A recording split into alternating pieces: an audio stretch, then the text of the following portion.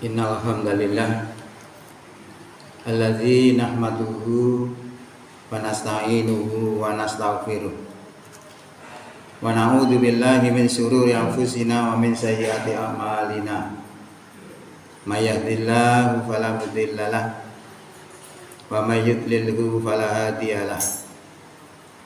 Asyhadu an la ilaha illallah wahdahu la syarikalah wa asyhadu anna Muhammadan abduhu wa rasuluh la nabiyya ba'dah. Allahumma shalli wa sallim wa barik ala Muhammad wa ala alihi wa sahbihi wa sallim ajma'in, amma ba'du. Ya ibadallah, usikum wa iyaya bitaqwallah faqad fazal muttaqun. Hadirin sidang jemaah rahimakumullah. Mengawali khutbah di siang hari ini patut kiranya syukur alhamdulillah.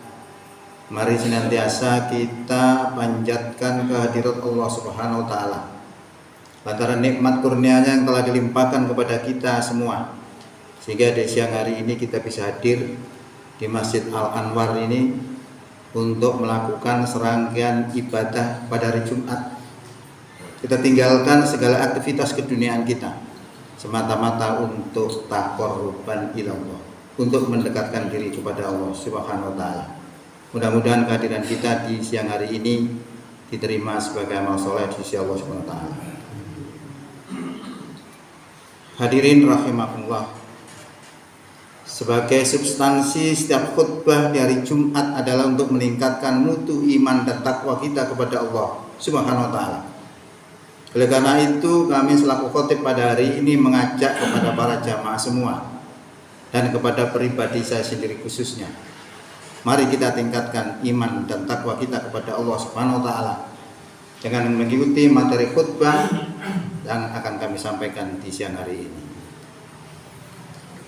Hadirin rahimakumullah, pada hari ini kita sudah berada di bulan Juni tanggal 13 2025, bertepatan dengan 17 Zulhijjah 1446. 12 hari ke depan kita sudah masuk tanggal baru, masuk bulan baru dan tanggal baru. Masuk bulan baru berarti kita akan masuk pada bulan Muharram pada tahun 1447 Hijrah. Berarti tahun baru. Hal yang penting bagi kita adalah memahami bahwa dengan tahun baru itu sebenarnya umur kita bertambah, tetapi hakikatnya umur kita itu berkurang, karena ketetapan umur sudah ditetapkan oleh Allah SWT. Kalau sudah jatuh temponya maka tidak bisa dimundurkan. Wala yu'akhirullahu nafsan idza jaa ajaluha wallahu khabirun bima ta'malun. Sesungguhnya kematian itu apabila telah datang temponya tidak bisa dimundurkan. Itu adalah pernyataan Allah SWT di dalam ayat Quran surat Al-Munafiqun.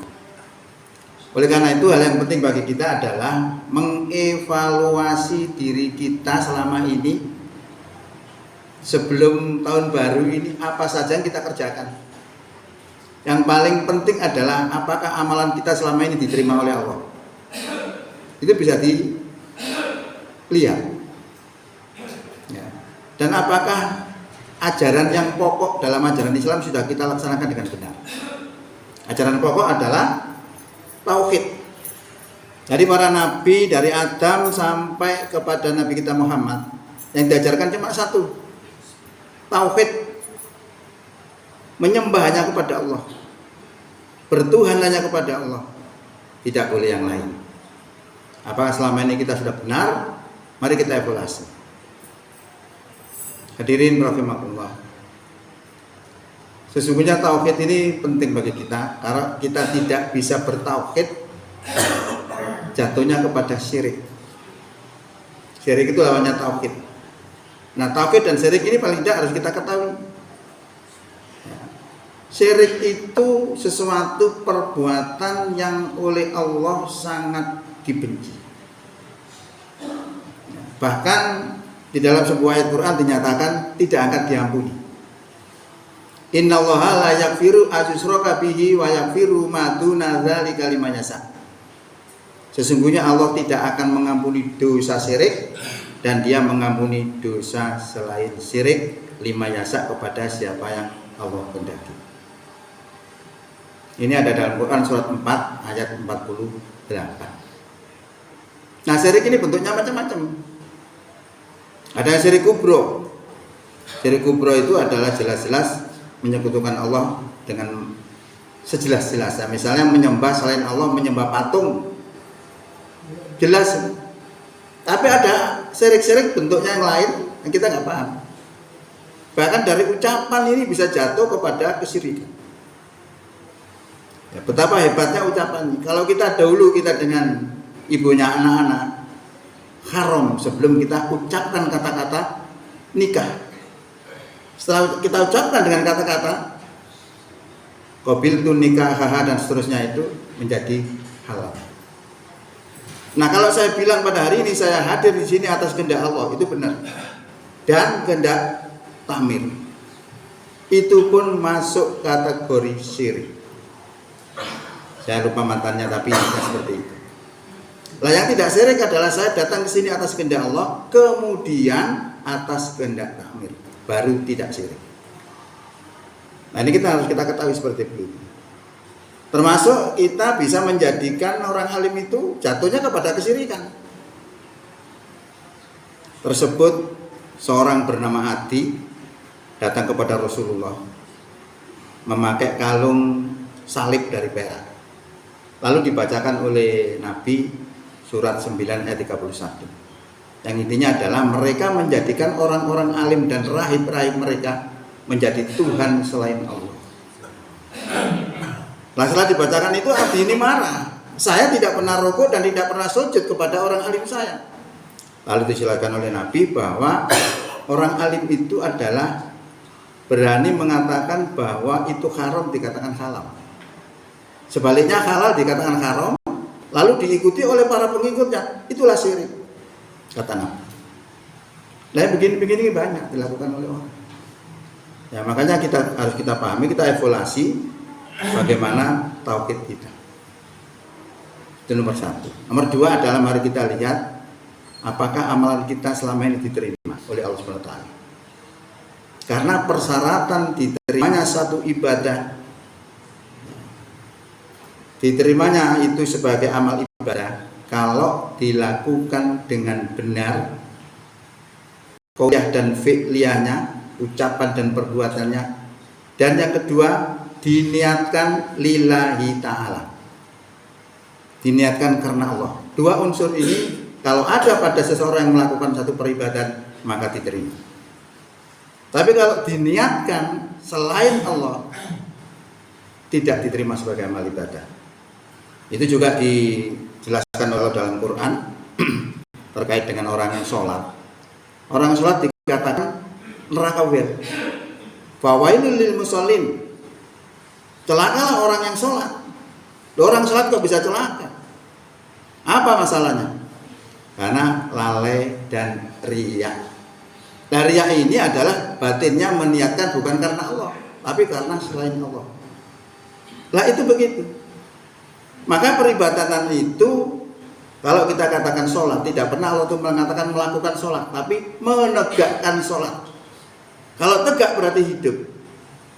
Ada fisik, ada ruh. Nah, ruhnya ini adalah lillahi ta'ala. Kita ambil contoh betapa pentingnya masalah niat lillahi, supaya kita bisa memperoleh supaya bisa diterima sebagai amal ibadah. Kita berikan satu contoh.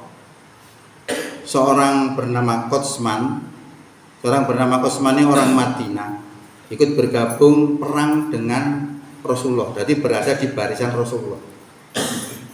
Sehingga dalam peperangan itu akhirnya Qosman ini gugur. Ya, dalam rumus, kalau orang itu perang di jalan Allah kemudian mati, maka syahid.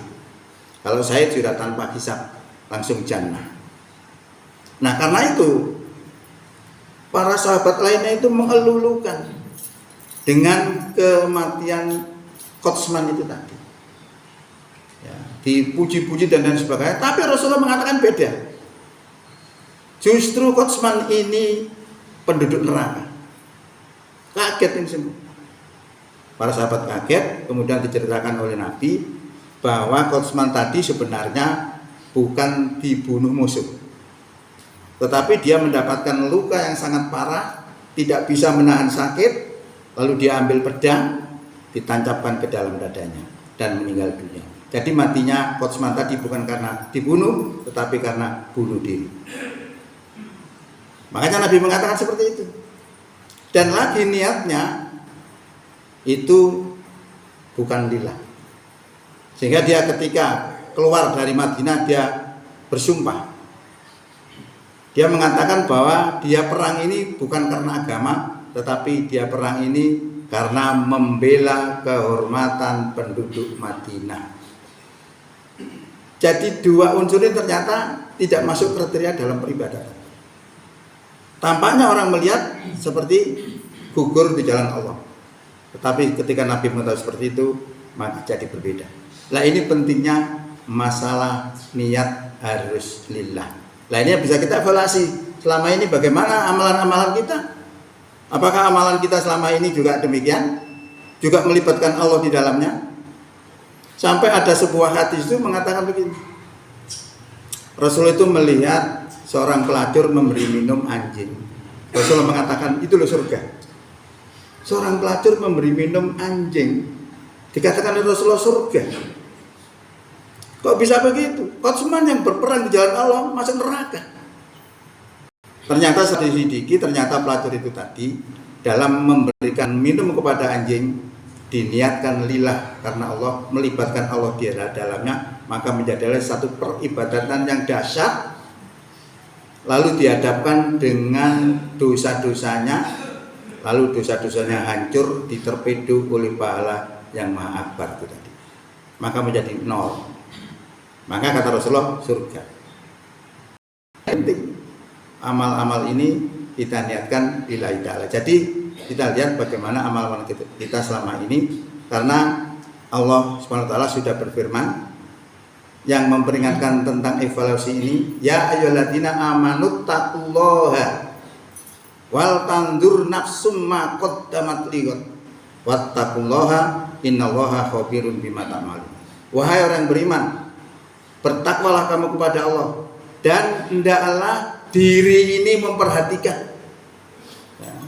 Wal tandur nafsum ma qaddamat lighad, apa yang telah dikerjakan untuk hari esok.